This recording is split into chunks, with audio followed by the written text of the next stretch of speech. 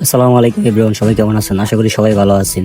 তো দেখতেই পাচ্ছেন যে লোকটা এটা কত সুন্দর, এই জন্য ভিডিওটা করলাম আপনাদের জন্য। তো আমরা এই উদ্দেশ্যে রওনা হইলাম যে যাই একটু ঘুরে আসি।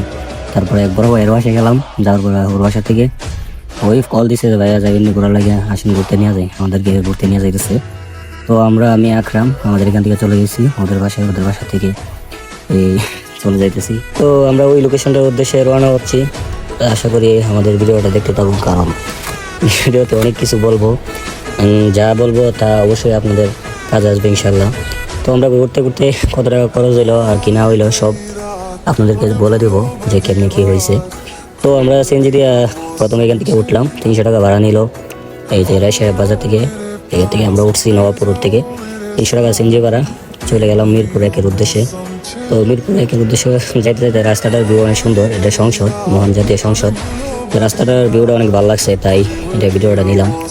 যাইতে যাইতে রাস্তার ফিলটা উপভোগ করতে পারবেন। আইসা নামিও গেছি, অবশেষে আইসা দেখি রেস্টুরেন্ট বন্ধ।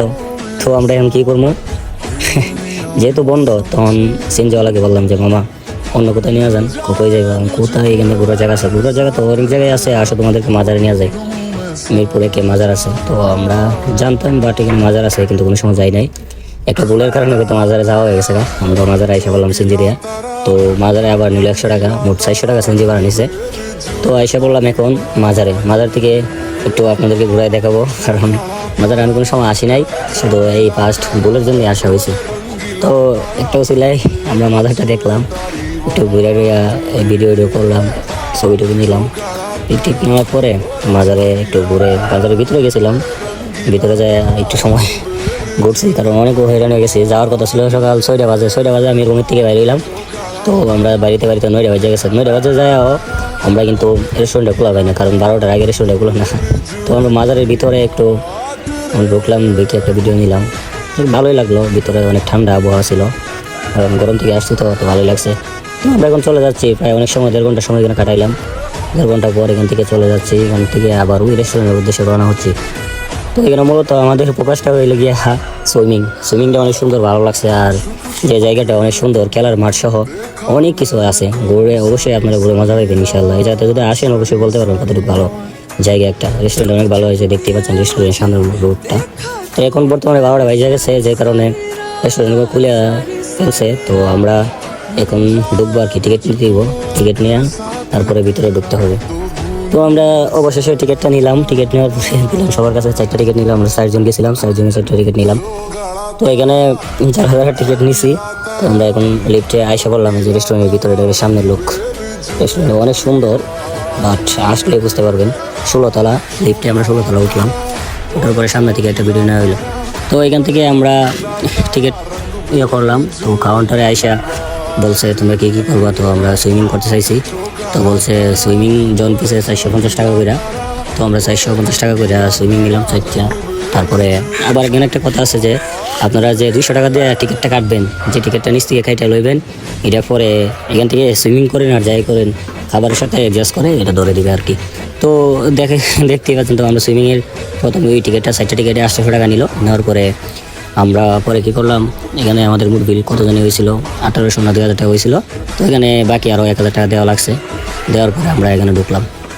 তো এখানে ভিউ তো দেখতেই পাচ্ছেন কত সুন্দর, আসলে ঘুরতে ভালোই লাগে জায়গাটা, এত সুন্দর একটা ভিউ, কারণ না আসলে বুঝতেই পারবেন না এত সুন্দর একটা জায়গা। আর আমি প্রথম ভাবতাম যে এই জায়গাটা কোথায়, তার হুট করে আবার চলে আসছি, জায়গাটা অনেক সুন্দর। তো মোটামুটি খাবারের প্রাইসও অনেক বেশি আছে এখানে, খাওয়া দাওয়ার সব কিছুর প্রাইস বেশি। তো আমরা এখানে একটু গোসল করলাম, প্রায় 1.5 ঘন্টা সময় থাকলাম। 1.5 ঘন্টা পর্যন্ত আমরা গোসল কইরা, তো অনেকক্ষণ সময় ধরে গোসল করার পর তারপর এখান থেকে আমরা এই গোসল প্রায় 1.5 ঘন্টা সময় করলাম আর কি। 1.5 ঘন্টা সময় গোসল করে এখান থেকে উঠে কাপড় চেঞ্জ রুম আছে, সব কিছু আছে, আবার গোসল কানো আছে আরও উপরে, গোসল করে শেষ করে। তো এখানে আরেকটা কথা আছে, সুইমিংয়ে যারা আসবেন অবশ্যই জার্সি নিয়ে আসতে হবে। আমি জার্সি নিয়ে গেছিলাম, তো জানি না জার্সি নিয়ে নামা লাগে, জার্সি প্যান্ট, জার্সি গেঞ্জি লাগবে, না হয়তো ওদের কাউন্টার থেকে নেওয়া যায়, জার্সিও নেওয়া যায়, জার্সি প্যান্টও নেওয়া যায়। আমরা নিয়ে আসছিলাম, তাই আর আমাদেরকে লইতে হয় নাই। জার্সি টাইপের প্যান্ট হইলেই আর কি, আর গেঞ্জি হইলেই হবে, যে কোনো গেঞ্জি হোক জার্সি টাইপ হইতে হবে, জার্সি কাপড়ে হইতে হবে আর কি। তো আমরা গোসল করে উঠে একটু সাইডে একটু ভিডিও নিলাম, আমি একটু ভিডিও নিলাম। ভিডিও করার পরে একটু ঘুরে দেখেন, প্রায় অনেক সুন্দর একটা জায়গা, পিছনে তো দেখতেই পাচ্ছেন আছে, জায়গাটা অনেক সুন্দর একটা জায়গা। তারপরে খেলার মাঠও আছে, প্রথমে তো দেখলেনি কত সুন্দর একটা ভিউ উপর থেকে দেখা যায়। তো এখানে ঘুরতে আসলে অবশ্যই মন টনে অনেক ভালো হয়ে যাবে, মন খারাপ থাকলে অবশ্যই ঘুরতে পারেন এখানে আইসা। তো এখানে একটু আমরা ভিডিও নিলাম, ভিডিও নেওয়ার পর কতক্ষণ একটু রেস্ট নিলাম, রেস্ট নেওয়ার পর প্রায় সময় অনেক হয়ে গেছিলো, যে কারণে আর বেশি দেরি করে নাই, গেছিলাম সকাল 9টা 9:30টার দিকে। তো কত জায়গায় ঘুরলাম, ঘোরার পরে আবার এখানে ঢুকলাম, তো সময় এত ছিল না ভাই। আশা করি ভালোই লাগবে, তো আমাদেরও অনেক ভালো লাগছে, আমরা একটু ঘুরতে আসছি, এখানে অনেক ভালো লাগছে, কি বলবো। তো আপনারা যারা বলছেন যে ভাই এরকম জায়গায় একটু লোকেশনটা বলে দিন বা কল দিয়েছেন, তো সবার উদ্দেশ্যে এই ভিডিওটা বানানো। তো ব্লগটা বানাইছি, আশা করি আমাদের এই ব্লগটা ভালোই লাগছে। আমরা এখন এখান থেকে বের হয়ে যাব, কারণ অনেকক্ষণ সময় তো এখানে করছি, তো এখান থেকে বের হয়ে যাব।